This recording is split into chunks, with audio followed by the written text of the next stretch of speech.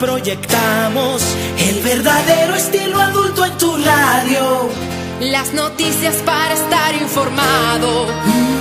3 décadas de música y lo más pegado en el mundo. Somos 107, somos auténtica. Buscamos calidad en tu radio. Auténtica es la etiqueta que te identifica. Auténtica es la razón que a nuestras vidas se aplica. 107, auténtica 107. Está contigo, auténtica 107. 107, auténtica 107. Calidad en tu radio, auténtica 107. Auténtica 107, la señal de la capital. Ahora más que nunca, la familia necesita conocer los mejores consejos para lograr el bienestar que todos necesitan. Por eso, le invitamos a partir de este momento a que nos preste su atención, porque en Auténtica 107 FM, Laura Castellucci e Igor Mor estarán con ustedes hablando de salud. Como cada sábado, aquí está el programa dedicado al bienestar de la familia. Hablando de salud, por la señal de la capital.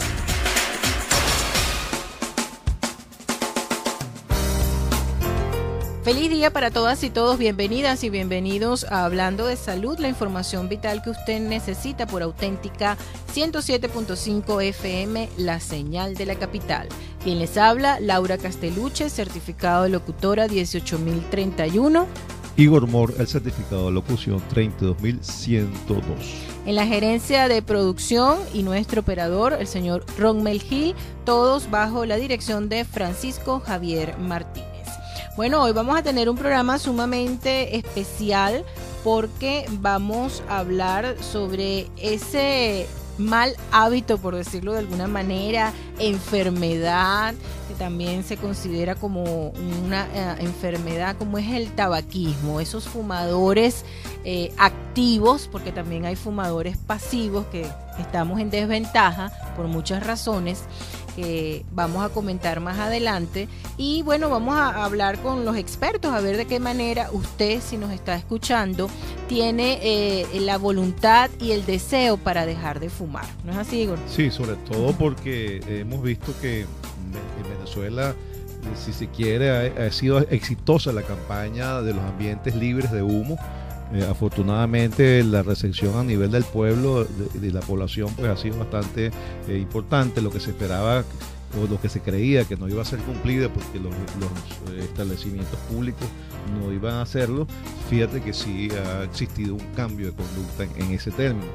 Y por lo tanto, una vez que nosotros hemos conseguido disminuir las áreas donde las personas puedan fumar, vamos entonces a dedicarnos a eso, a las personas que están fumando, pero que lamentablemente todavía lo siguen haciendo. Exactamente, tomando en cuenta que el cigarrillo contiene 4.000 sustancias cancerígenas y como lo hemos dicho también en otros programas, no es ese humo que usted está inhalando conjuntamente con la nicotina, ¿no? Sino 4.000 sustancias que pueden propiciar cáncer, el humo que se queda en la ropa, en el cabello, en las cortinas, en las persianas y que permanece allí latente y haciendo su daño. Y a través del contacto de piel puede ser aspirado, puede ser absorbido, discúlpeme. Exactamente. Inclusive tanto es así que fíjate que hasta el chimó, que es un derivado del tabaco, produce el mismo daño, yo creo que hasta peor todavía, porque la absorción se hace por vía sublingual y todo lo que se absorbe por vía sublingual pasa directamente a la sangre, directamente, es una absorción inmediata.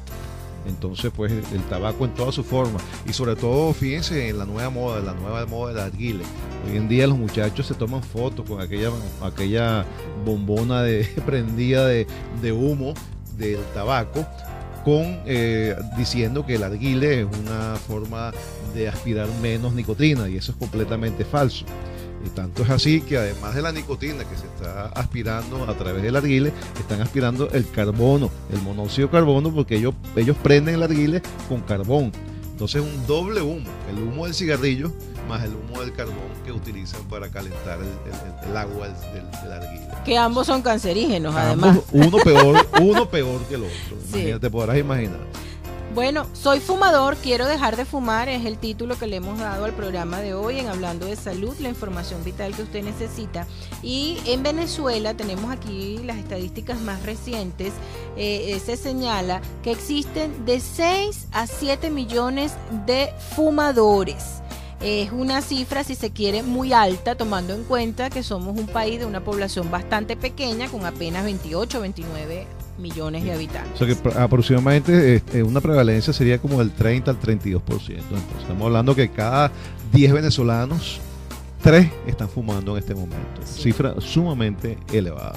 ¿Tú alguna vez has fumado, Igor? Mira, sinceramente, sin que me quede nada por dentro, lo hice cuando tenía 15 años y era porque quería enamorar a una muchacha que fumaba. Bueno, y le compraba los cigarritos para ella. Cuando yo se los daba y ella me los daba a mí, yo salía tosiendo y me daba mucha vergüenza.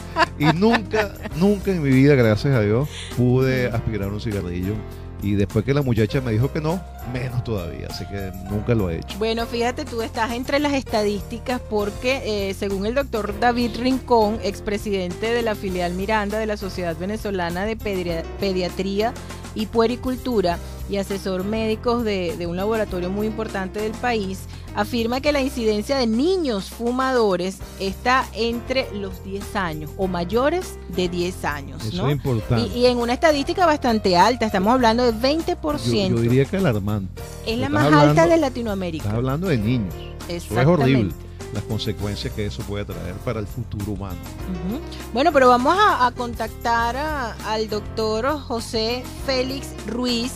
Él es director del Departamento del Control del Tabaquismo de la Fundación Venezolana del Corazón. Es investigador también en esta área sobre el tabaquismo, cómo dejar de fumar.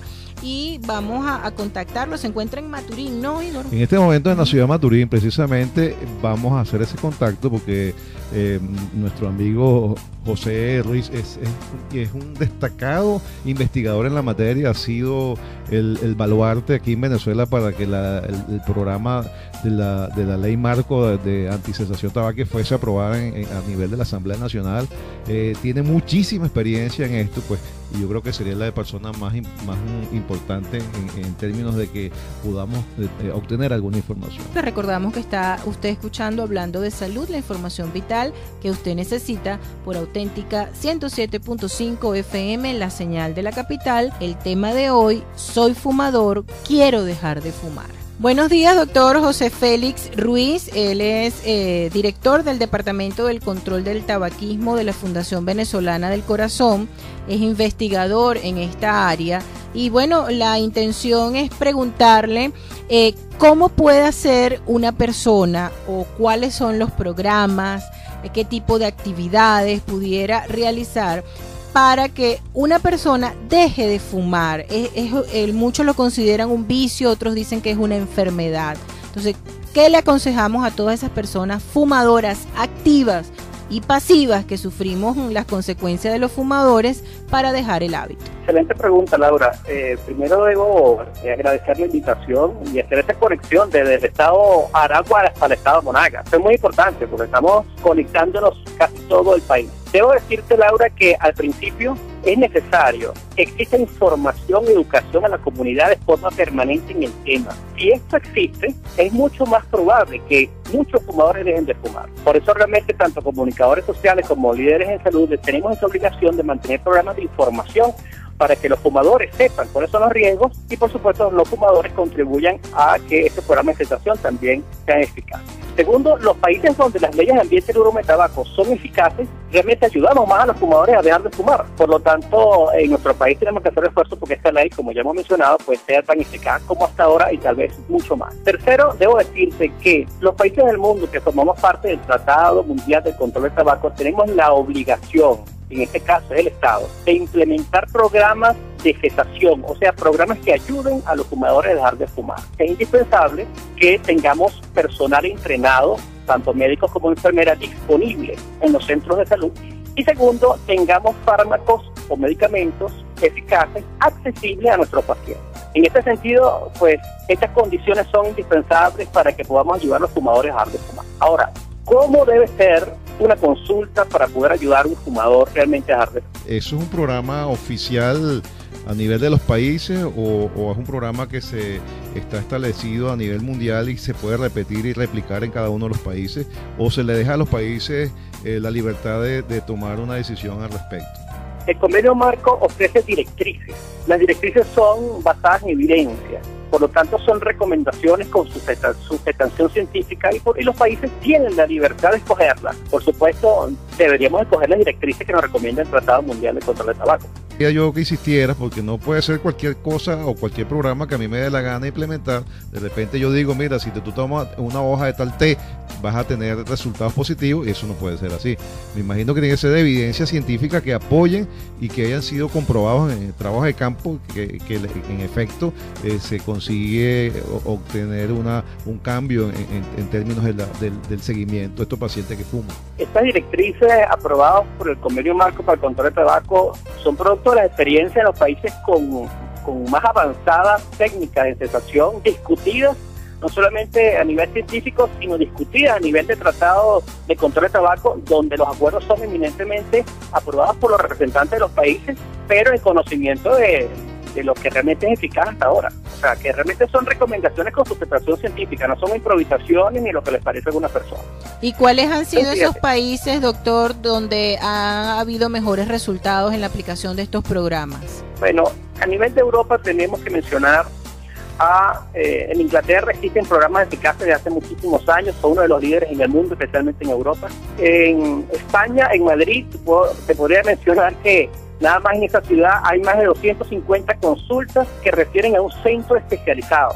En México tenemos excelentes especialistas que durante varios años han trabajado en cesación. En Argentina hay importantes experiencias que han formado parte también de este análisis en Uruguay. Y quisiera decirte que la experiencia de Venezuela también formó parte en este análisis que modestamente pudimos aportar cuando hicimos la discusión. Tú hiciste un trabajo importante hace 1, 2 años, 3 años a nivel del Ministerio de Salud aquí en Venezuela.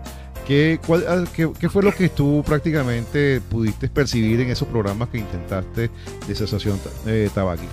Bueno, fíjate, eso es muy importante mencionarlo porque primero fueron 3 etapas que durante nuestra estadía en el Ministerio de Salud pudimos desarrollar. Primero, la capacitación de personal, tanto enfermería como médicos en técnicas de cesación, o sea, cómo atender al fumador, que es el tema que vamos a conversar más tarde. Sí.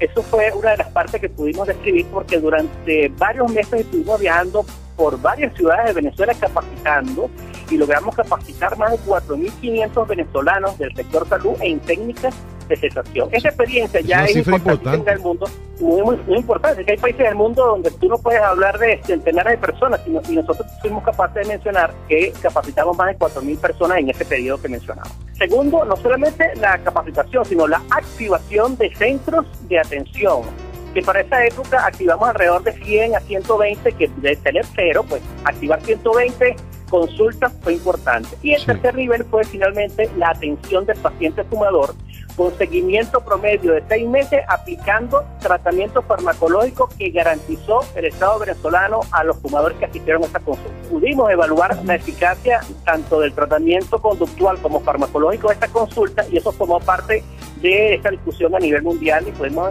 expresar que aproximadamente 40-50% de los fumadores que asistieron a esta consulta dejaron de fumar por esta experiencia. Bueno, una cifra bastante alta y positiva, ¿no? Para quienes quieren dejar este hábito. Ahora, usted tocó un punto muy importante, que es el tratamiento.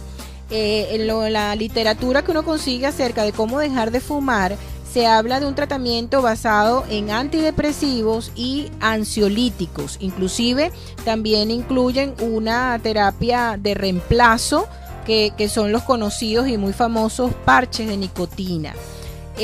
¿Hasta qué punto el paciente con este tratamiento puede controlar ese síndrome de abstinencia? Bueno, hay muchas novedades en tratamiento farmacológico. Primero debo decirte que actualmente se recomienda que no hay que esperar tener un paciente la disposición de querer dejar de fumar o no para indicar el tratamiento. Por el contrario, como eso era lo que se decía antes, ¿no? Que había que tomar la decisión primero, ¿no? No, porque fíjate, el tabaquismo es una enfermedad crónica. Las enfermedades crónicas tú no tienes que esperar que el paciente quiera o no iniciar un tratamiento. Exacto. Usted es paciente hipertenso, diabético, con enfermedades crónicas, no vas a esperar que se convenza que está enfermo para comenzar el tratamiento. Correcto. Cuando tiene criterios hay que indicar.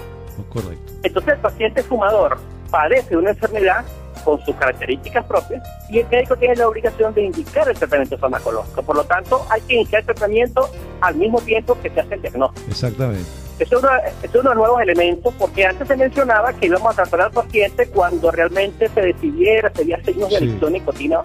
No, y se hablaba de una hora cero, me acuerdo, ¿no? Sí, que cuando el paciente se decidiera íbamos a iniciarlo. Hoy día el tratamiento se inicia en el momento de que el paciente es diagnosticado como un paciente que padece de la enfermedad llamada tabaquismo. Okay. El otro componente que te quería mencionar es que el tratamiento no culmine cuando el paciente deja de fumar, al contrario. ¿Y eso por qué? Tenemos que protegerlo, bueno, porque el paciente cuando deja de fumar, muchos de ellos tienen riesgo de recaída, porque esto es una enfermedad crónica y adictiva. Las enfermedades adictivas tienen alto riesgo de recaída. Es como un adicto a la cocaína, por ejemplo.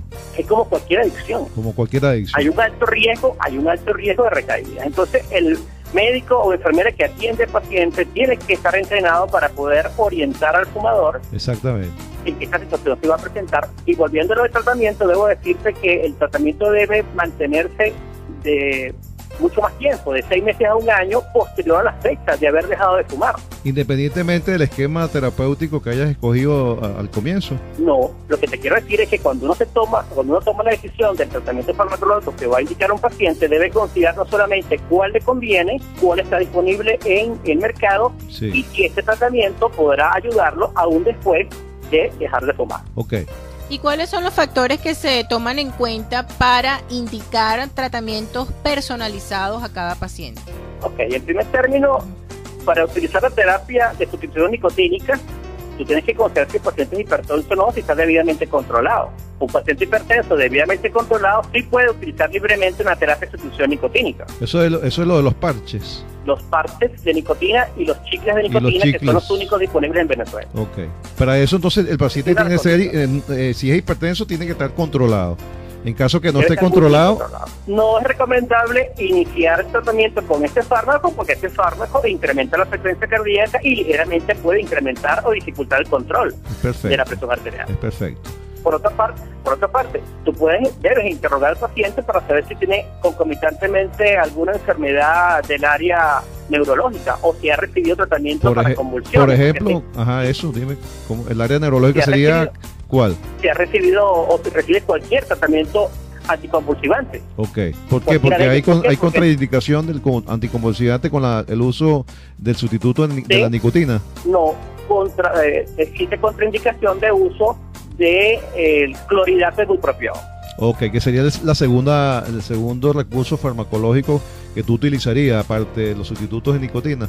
Correcto. ¿Cómo se llama para que el público qué es eso? O si tiene un nombre, o si nos puede explicar cómo actúa ese componente en nuestro cuerpo.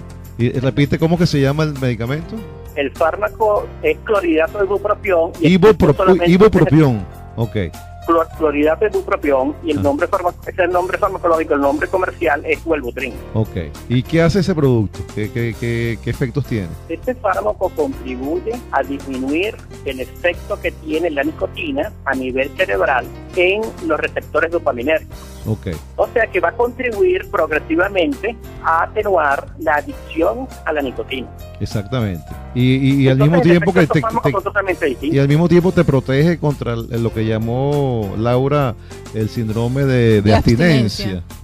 Correcto. ¿Sí? Tenemos que saber quiénes son los pacientes que van a tener abstinencia. Los pacientes que van a tener abstinencia, que es esa sensación desagradable, inquietante, angustiante, que te caracteriza por sudoración, temblor fino y hasta mal humor en aquellos fumadores adictos a la nicotina que están dejando de fumar. ¿Cuánto puede durar, doctor, el síndrome de abstinencia? Mire, si usted no trata el síndrome de abstinencia, el paciente da crisis a las 72 horas y lo más probable es que se alivie ese síndrome de abstinencia fumando un cigarrillo. Por lo tanto, usted tiene que ayudar a ese paciente a que con fármaco alivie estos síntomas y evite precisamente utilizar cigarrillos para poder aliviarlo. Eso quiere decir, por ejemplo, que un paciente puede estar tomando al mismo tiempo el sustituto de nicotina Y al mismo tiempo el medicamento ese que tú dices que actúa a nivel del sistema, el ibupropión a nivel del sistema nervioso central, ¿lo puedo usar al mismo tiempo, conjuntamente? Estos dos fármacos sí se pueden utilizar de manera concomitante. Es más, la terapia combinada más eficaz en el mundo actualmente es esta combinación de terapia de sustitución nicotínica con el clorhidrato de ibupropión. ¿Y la duración del tratamiento sería por cuánto tiempo de esa combinación? Esa combinación debe ser utilizada no solamente para lograr que el paciente deje de fumar, sino después probablemente dure más de 6 meses si es necesario. Ok. Te contesto la pregunta, Laura. ¿Cuánto tiempo dura el síndrome de abstinencia? Nadie sabe cuánto puede durar. ¿Por qué? Porque usted tiene un fumador que después de los 5 años de dejar de fumar, se expone al humo del cigarrillo, va a una reunión con personas fumando y muy probablemente, simplemente por inhalar el humo del cigarrillo de otra persona, puede activar nuevamente los receptores de nicotina y recaer. Y eso es una situación muy fácil de conseguirse, ¿no? Que pueda estar en contacto con el humo. Claro, por eso es que los psiquiatras en el mundo dicen que el tabaquismo debe tratarse de por vida como cualquier adicción. Igualito. Sí, señor. Exactamente. Ahora, doctor, antes de finalizar la entrevista, ¿cómo habría que hablarle a un fumador para de alguna manera tratar de convencerlo que debe dejar de fumar y que él está enfermo, pues, y como enfermedad necesita la ayuda médica, necesita los medicamentos y las terapias? De muchas formas. Primero hay que decirle a toda la comunidad que el cigarrillo contribuye al incremento de muertes por enfermedades cardiovasculares como infarto cardíaco, infarto cerebral, enfermedades crónicas respiratorias y obstrucción de arterias de las piernas, enfermedades que van a padecer todos los fumadores en alguna parte, en algún momento de su vida. Los fumadores, la mitad de ellos y de los que existen actualmente en el mundo, pueden fallecer en cualquier momento de su vida y el cigarrillo le va a quitar 20, 25 años de vida. Entonces, uno de los puntos es decirle a los fumadores qué va a pasar con su vida en la medida que sigan fumando. Presentarle el Segundo, panorama. Sí, hay que informar. Segundo, decirle que esto es una adicción. ¿Por qué? Porque no podrán dejar de fumar aquellos adictos a nicotina a menos que requieran ayuda. Y para eso pues tendrán que asistir a consultas y recibir tratamientos especializados. Entonces los fumadores hoy día tienen que saber que el cigarrillo lo va a llevar indefectiblemente a un solo final y que lamentablemente pueden acompañar a varias personas queridas en la medida de que nos expongan al humo del cigarrillo que ellos producen. Sobre todo a los Todas las niños. son importantes. Sobre todo a los niños de la casa, por ejemplo. Los niños de la casa, las personas de tercera edad, las personas con alguna minusvalía, la mujer embarazada. Hay grupos importantes de la población que si se exponen al humo del cigarrillo, pues las consecuencias son mucho más graves. ¿Y la ley los protege? La ley protege a todos, incluyendo a los fumadores, porque la ley lo que aspira es que el fumador deje de fumar y cada vez tenga menos espacio disponible para poder hacerlo. Ok.